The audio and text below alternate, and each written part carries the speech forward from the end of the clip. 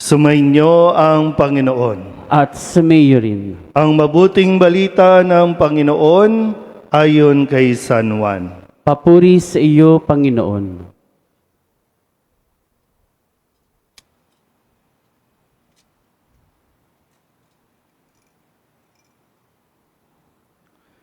Noong panahong iyon, sinabi ni Jesus sa kanyang mga alagad, "Huwag kayong mabalisa.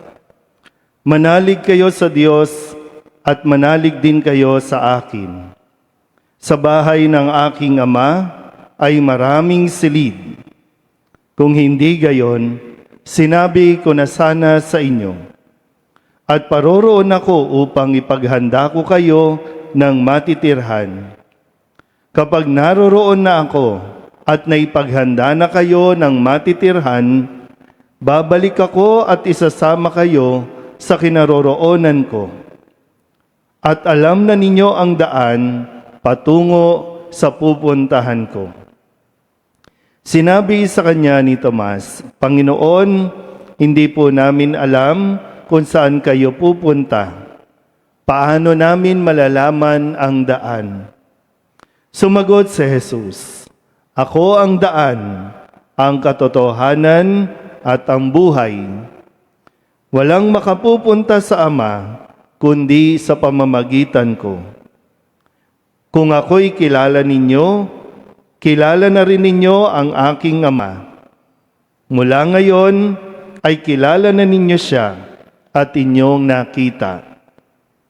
Sinabi sa kanya ni Felipe, "Panginoon, ipakita po ninyo sa amin ang Ama at masisiyahan na kami." Sumagot si Jesus, "Matagal na ninyo akong kasama, Felipe. Di yata't hindi mo pa ako nakikilala. Ang nakakita sa akin ay nakakita na sa Ama.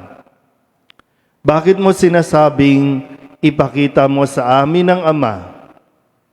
Hindi ka ba naniniwalang ako'y sumasa Ama at ang Ama'y sumasa akin? Ang mga salitang sinasabi ko ay hindi sinasabi sa ganang aking sarili. Ang Amang sumasa akin ang gumaganap ng kanyang mga gawain. Maniwala kayo sa akin, ako'y sumasa Ama at ang Ama ay sumasa akin. Kung ayaw ninyong maniwala sa sinasabi ko, maniwala kayo dahil sa mga gawang ito. Sinasabi ko sa inyo, ang nananalig sa akin ay makagagawa ng mga ginagawa ko at higit pa rito, sapagkat pupunta na ako sa Ama." Ang mabuting balita ng Panginoon. Pinupuri ka namin, Panginoong Jesucristo. Isang magandang gabi po sa inyong lahat.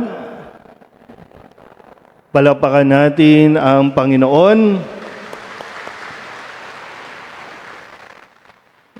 Ako po si Father Douglas at kasama ko po ang ilan sa mga parishioner ng aming pong parokya San Jose Gagalangin sa Tondo, Manila. Pwede po bang tumayo ang mga taga-Gagalangin?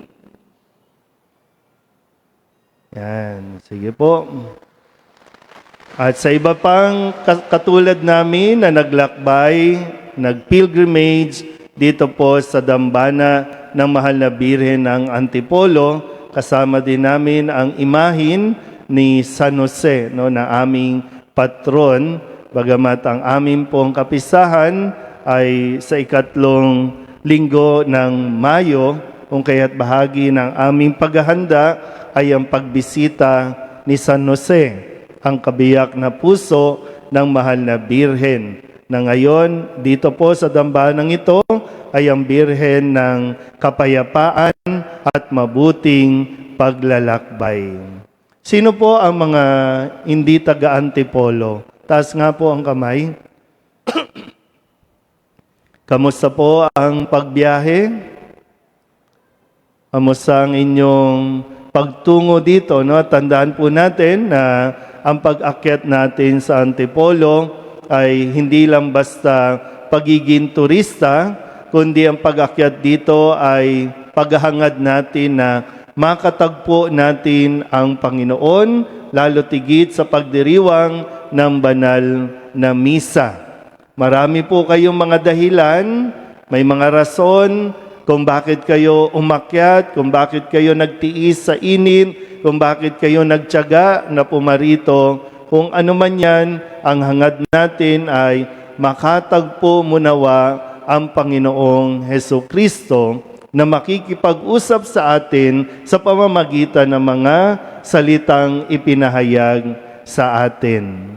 Pakisabi nga sa katabi, huwag kang mabalisa. Parang hindi niya na ba alam yung salitang mabalisa? Ulit, pakisabi ulit sa katabi, huwag kang mabalisa. Para mas maintindihan ng mga medyo bata-bata pa, pakisabi sa katabi, kumalma ka. Diba ganun naman, no? Ano ba nangyayari sa isang taong balisa?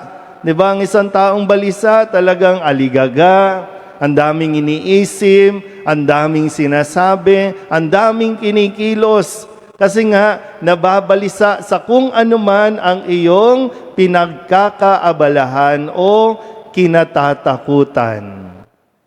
Kung babalikan natin ng konti, nang magpakita ang anghel sa mahal na birhen, sinabihan siya ng anghel, huwag kang matakot, Maria, dahil sumasa iyo ang Panginoon. Pinakinggan ito ni Maria. Nagpakita rin ang anghel kay San Jose, na noon ay nababalisa din nang mabalitaan na nagdadalang tao na si Maria na hindi pa niya sinisipingan. Sinabi din ng anghel ng Panginoon, Jose, huwag kang matakot. Pakisabi nga sa katabi, huwag kang matakot. Ulit, pakisabi, kaya mo yan. Kakayanin natin kasi, di ba, kasama natin ang Diyos. Nakaya ni Maria, nakaya ni Jose, nakaya ng mag-asawang si Jose at Maria na itaguyod ang kanilang pamilya, lalo tigin na itaguyod si Jesus na ipinagkatiwala sa kanila na kanilang tinanggap.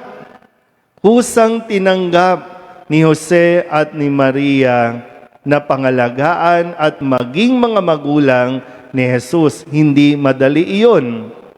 Sa mga magulang dito, hindi madaling maging magulang. Marami talaga kayong aalalahanin, paano yung pangkain, paano yung panggatas, paano pag nag-aral na, paano yung kanilang pangangailangan. Minsan yung mga kabataan, mga anak ninyo, kung makahingi, wagas, akala mo, iiiri mo lang, hihingi ng cellphone, no, ng iPhone, ng bago, akala mo, iiihi mo lang. Pero, pakisabi nga ulit sa katabi, kumalma ka lang. Kasi wala tayong maayos, wala tayong matatapos kung hindi tayo magiging kalmado at kung pangungunahan tayo ng takot. Kasi yung minsan yung takot, yun yung naglalayo sa atin sa pananalig sa Diyos. Pag sinabing pananalig, yung pagtitiwala natin sa Diyos nawawala, ibinibigay natin sa iba. Kung saan-saan tayo tumatakbo. Kasi nga, masyado tayong nag-aalala na baka hindi masolusyonan ang ating problema o hindi matapos ang ating pinagdaraanan. Bakit ko ito nababanggit? Kasi nga, natutunan na din natin sa karanasan ni Maria, sa karanasan ni Jose. Nakayanan nila eh. Sabi ni Jesus sa ating ebanghelyo, manalig lang tayo sa Kanya. Dahil siya ang daan, ang katotohanan, at ang buhay. Siya ang magiging daan natin. Kung masyado kang nag-aalala, ano bang pinag-aalala mo? Pakitingnan nga yung mga mukha ng katabi. Ano bang pinakabalisa mo? Tumatanda ka na? Ano ba? Anong kinakabalisa mo? Ha? Ano ba? Lumalaki na bewang mo? Pakisukat nga yung bewang ng katabi ninyo. May mga bagay kasi na kailangan lang natin tanggapin. Kailangan na natin tanggapin. May mga bagay dyan. Tumatanda tayo, pumuputi ng buhok natin, nagkaka-wrinkles tayo. Kasi abnormal ka kung bumabata ka. Hindi yan normal. 50 years old ka na, pero katawan mo pan 16, hindi yan normal. Kailangan mo lang tanggapin at umayon sa panahon, sa kung ano nangyayari, at mabuhay ka ng masaya. Pakisabi nga ulit sa katabi, hindi ka naman pangit. O hindi ka rin maganda. Pero normal ka lang, di ba? Sa pamantayan ng lipunan, pag sinasasabihin nila pangit ka, hindi ka pangit. Sa pamantayan ng lipunan, maganda ka, hindi ka maganda. Lahat ba ng nagparade dyan, maganda? Maputi lang. Maputi lang sila. May pera lang sila. Oh. Di ba? Yung ganun bang, ano bang mindset natin? Sana po, no? Pagbaba natin, pagtapos ng misa, pagbalik natin doon, sana yung mindset natin medyo magkaroon ng pagbabago. Kaya nga importante na pag umakyat ka dito, makipagtagpo ka sa Diyos. Huwag lang papicture ng papicture. Huwag lang parang namasyal ka lang. Huwag lang yung parang nag-shopping ka lang. Makipagtagpo ka sa Diyos. Kasi ang isang taong masyadong balisa, anong mauuwi dyan? Mababaliw yan. Tingnan nyo nga yung katabi ninyo kung baliw-baliwan na yan. Sige nga. Kaya kalma ka lang kasi ikakasira ng utak mo yan. Ay, nako. Itong pangako ni Jesus, ha? Umakyat ka dito, tandaan mo, pangako ni Jesus. Huwag kang mabalisa, manalig ka lang. At yung pangako niya, naku, babalik siya, kukunin ka na ni Lord. Pag kinuha ka na ni Lord, tapos na lahat yan. Pakisabi sa katabi, kukunin ka na ni Lord mamaya. Sayang yung oras kung magmumukmuk ka. Sayang yung oras kung mamumblema ka lang. Wala, iniwanan ka na ng asawa mo, okay na yan. Iniwanan ka at pinagpalit ka na ng jowa mo, okay na yan. Nabawasan ka na ng tax pambigay sa 4-piece nung nakaraang buwan, okay na yan. Di ba? Wala na eh. Natanggal na, di ba? O ano pa yung aalburuto natin? Yung mga may tumatanggap ng 4-piece, ayan, natutulog ng mahimbing sa kanilang mga aircon. Pero ikaw, may trabaho ka, pero masyado kang nag-aalala. At minsan, yung trabaho ang nagiging dahilan para hindi ka magsimba, para mas lalo kang mawalan ng oras sa Diyos. Pero salamat sa mga taxpayer, ha? Salamat sa mga nagtatrabaho dito kasi dahil sa inyo, ayahay ang buhay ng mga tambay. Di ba? Pero may panahon pa naman, may pagkakataon pa. No? Maganda nga sana matutunan natin yung halimbawa sa unang pagbasa nitong mga alagad na binabanggit, no? Na nagkakagulo din sila eh. Nag-aalala sila kasi mayroong mga napapabayaang sektor. Paano naman kami?